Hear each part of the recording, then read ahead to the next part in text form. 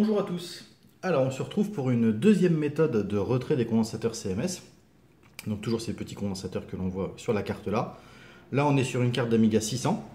Et donc après avoir vu la méthode de découpe du condensateur, donc je précise que sur la première vidéo que j'ai faite, on n'arrache pas le condensateur. J'ai peut-être été pas suffisamment précis dans la méthode, mais on vient pincer le condensateur et à aucun moment on ne fait une torsion ou un arrachage. On coupe le condensateur en deux pour ne pas forcer sur les pattes et on les enlève petit à petit. Donc, on va donc utiliser cette fois un hot air. Hot air, qu'est-ce que c'est? Hot air, tout comme son nom l'indique, c'est de l'air chaud. Moi j'utilise un décapeur thermique avec un écran digital qui me permet de fixer la température à laquelle je veux chauffer. Et en même temps, j'ai un réglage pour la puissance du souffle d'air chaud. Donc moi, je vais l'utiliser en médium pour ne pas trop souffler et une température entre 300 et 320 degrés. Si ça se passe bien, si la carte n'est pas oxydée, aux alentours de 280-300 degrés, ça va s'en aller assez facilement. Donc, on va attaquer les petits condensateurs qui se trouvent ici. On va prendre le hot air que l'on va laisser chauffer gentiment au-dessus de la carte. Donc là, évidemment, j'ai préchauffé ma carte avant de lancer la vidéo.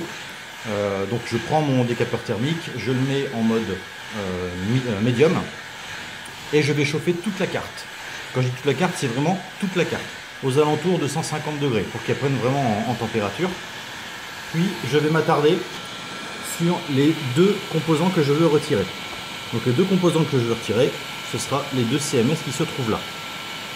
Maintenant, comment savoir si le condensateur est arrivé à bonne température? Eh bien, c'est relativement simple, il faut regarder la brillance des soudures. Une fois que les soudures passent de mat à brillant, c'est que l'étain est en train de fondre. Après, on peut très bien le voir en tapant un petit peu dessus. Voilà, on tape dessus, on voit qu'il est encore fixé. Moi, j'aime pas cette méthode parce que si on tape un petit peu trop fort, eh bien, le condensateur peut aller se déplacer vers d'autres composants et du coup déplacer les autres composants. Donc là, on saisit le condensateur et on attend. Voilà, il est en train de venir et voilà. On voit que le dessoudage est assez facile à faire. Voilà. Et on éteint. Surtout, on ne touche pas à la carte parce que comme les soudures sont souples, elles sont souples partout sur la zone de chauffe. Alors c'est un mal pour un bien parce que du coup ça va permettre de redonner un petit coup de jeune aux vieilles soudures. Mais par contre, si on vient taper la carte, on risque de déplacer des composants.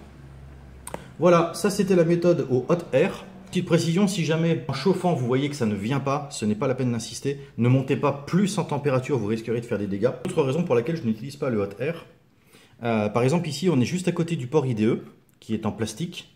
Et par exemple pour enlever ces deux condensateurs là, donc on va protéger toute la zone autour des condensateurs avec du papier thermique ou même avec de l'aluminium, ça passe.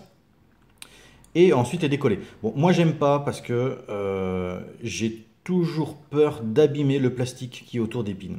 Donc quand je le fais avec une pince, il n'y a pas de risque. Pour moi, il n'y a pas de risque. C'est encore une fois ma méthode. Voilà, c'était juste une petite précision.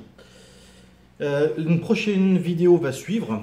Donc une troisième méthode pour retirer les condensateurs. Normalement, ce sera la dernière puisque je n'en connais que 3. Sur ce, je vous souhaite une bonne journée. Je vous dis à bientôt pour la prochaine vidéo. Probablement milieu de semaine prochaine. À bientôt!